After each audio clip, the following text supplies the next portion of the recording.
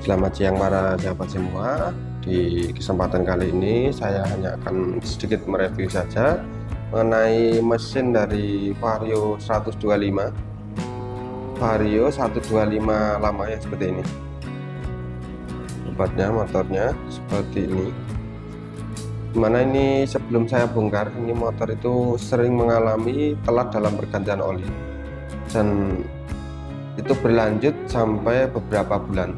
Maksudnya tiap ganti oli itu telat-telat terus, dan akhirnya itu sampai mesinnya itu bunyi kasar, suaranya itu pokoknya campur aduk lah, pokoknya kasar sekali, super ekstrim. Dan ini sudah saya bongkar di bagian mesinnya. Seperti ini penampakan di bagian dalamnya.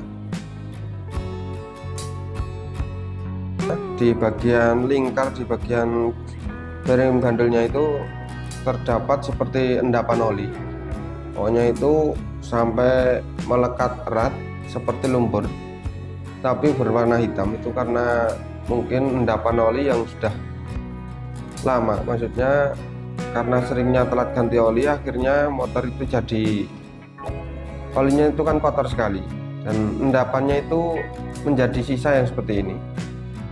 Pokoknya itu sampai seperti lumut melekatnya di bagian blok itu. Dan alhasil ini sudah saya bongkar karena mesinnya kemarin itu kasar sekali, dan suara kasarnya itu berasal dari bagian sisi krukas ini. Nah, ini penampakan sisa-sisa endapan oli yang saya katakan tadi. Ini kerak atau endapan kotoran dari sisa-sisa oli ini sampai menyebar rata di bagian bloknya ini, sampai di bagian silinder kop dan bagian blok burung. Nah, ini blok di bagian lawannya. Nah, seperti ini. Kalau motor sudah mengalami seperti ini walaupun diganti oli baru, terus ditap, itu warna oli tetap langsung berwarna atau berubah warna menjadi hitam karena saking kotornya di bagian blok mesinnya ini. Dan ketika motor sudah seperti ini harus dilakukan proses pembersihan. Maksudnya sisa-sisa endapan ini harus benar-benar bersih, karena kalau ini tidak dibersihkan, cuma dibersihkan di bagian packing atau bagian perpaknya saja, itu nanti ketika mesin dihidupkan itu bisa berpengaruh terhadap sirkulasi oli yang naik ke silinder head. Kadang-kadang itu bisa menyumpal di bagian jalur pompa olinya. Dan ini adalah penampakan kruk asnya. Inilah korban dari sering telat dalam pergantian oli. Ini yang menjadi korban utama. Di bagian stang pistonnya itu oblak parah di bagian stang piston.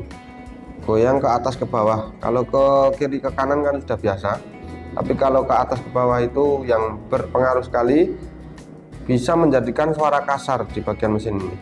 Ini coba perhatikan, ini coba saya goyang-goyang di bagian stang pistonnya. Para sahabat bisa perhatikan. Ini kalau kanan ke kiri ke kanan kan sudah biasa, normal maksudnya. Tapi kalau ke atas ke bawah itu yang luar biasa, atau alias stang piston yang sudah aus. Dan ketika diketuk seperti ini, suaranya itu cetek seperti itu biasanya. Itu ketika dites, diketuk pakai tangan seperti ini, itu bunyinya itu cetek seperti itu. Ketika mesin hidup itu pokoknya suaranya nggak karu-karuan lah. Terus di bagian bearing bandul ini juga mengalami aus karena diputar itu agak gergel, alias putarannya itu tidak bisa lancar. Ini yang bagian sebelah kanan, ini juga aus, tapi yang bagian kiri itu yang paling parah. Yang bagian kanan juga gergel tapi tidak begitu parah. Tapi ketika motor sudah mengalami seperti ini, itu saya sarankan lebih baik diganti dua-duanya. Jadi bearing bandulnya itu kanan kiri diganti sekalian, jangan satu saja, walaupun yang rusak itu hanya satu. Terus ini di bagian piston dan bagian blok bearingnya. Nah, seperti ini. Ini kemungkinan besar motor sering mengalami olinya habis atau sering telat dalam ganti oli. Ini juga menjadi korban bagian pistonnya. Ketika sudah mengalami oli berkurang, itu pasti bagian boringnya baret alias tergerus, walaupun hanya baret-baret lembut, itu juga berpengaruh. Ini coba saya fokuskan supaya para sahabat tahu baret-baret lembut yang ada di bagian blok burungnya. Walaupun hanya sedikit-sedikit atau tipis baretnya itu berpengaruh sekali. Coba perhatikan, itu ada baret-baret tipis di bagian blok burungnya. Nah, hal yang seperti ini jangan sampai disepelekan. Walaupun suara kasar yang paling utama itu disebabkan oleh stang piston dan bearing bandul, tapi yang mengakibatkan oli berkurang alias oli cepat habis itu di bagian piston dan bagian blok burungnya ini tidak rata alias baret halus. Nah, seperti ini penampakannya. Ini karena di bagian stang pistonnya itu parah, otomatis di bagian piston dan bagian blok burung itu juga terkena dampak. Jadi kalau stang pistonnya itu sudah oblak, otomatis di bagian boringnya itu tetap lama-kelamaan akan mengalami baret karena stang sekernya goyang, otomatis gerakan dari piston itu juga oblak ke kanan ke kiri sedikit-sedikit. Hal itu yang menyebabkan di bagian blok burung dan bagian piston itu menjadi baret, walaupun hanya baret-baret lembut seperti ini. Jadi kalau sudah stang piston sudah parah dan bagian blok burung dan bagian piston mengalami baret-baret tipis, itu saya sarankan lebih baik diganti sekalian pistonnya, terus bagian blok burungnya di kolter ulang alias dihaluskan kembali pakai mesin kolter. Jadi setelah melewati proses kolter dan poles, nanti akan bagian liner burungnya itu akan halus kembali dan oli tidak akan cepat habis, atau istilahnya itu motor tidak mengalami ngebul. Dan ini adalah penampakan di bagian piston dan ring pistonnya. Ini juga mengalami baret halus atau baret lembut, tapi juga nggak begitu parah. Tapi ini kalau diukur pakai skid mat itu kelihatan sekali tergerusnya atau berkurangnya piston ini berapa mili itu atau berapa mikro itu kelihatan.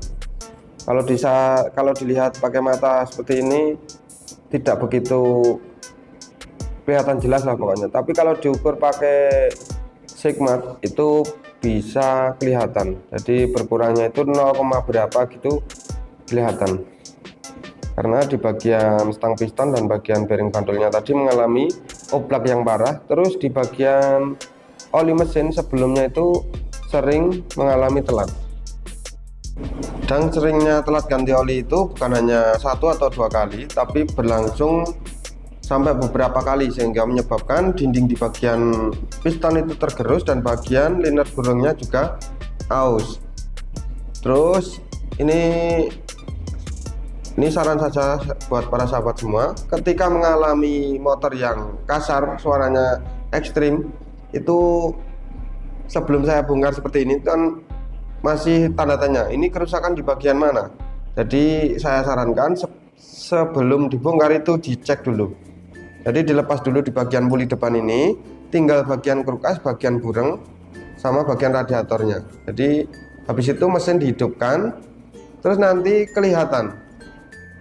akan kelihatan yang mana yang bersuara kasar. Kalau di bagian CVT sudah dilepaskan, otomatis tinggal bagian krukas dan bagian blok burung. Maksudnya bagian perangkatnya krukas dan bagian blok burung.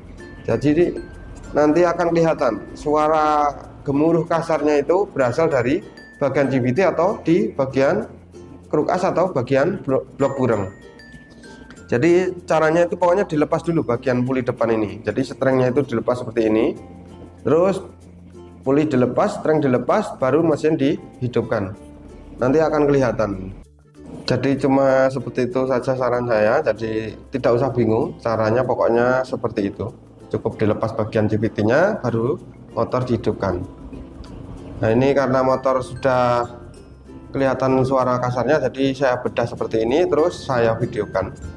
Karena pas posisi awal tidak sempat saya videokan karena mengingat pekerjaan yang lagi repot, jadi saya review saja yang pokok inti dari masalah suara kasar di motor Vario 125 seperti ini.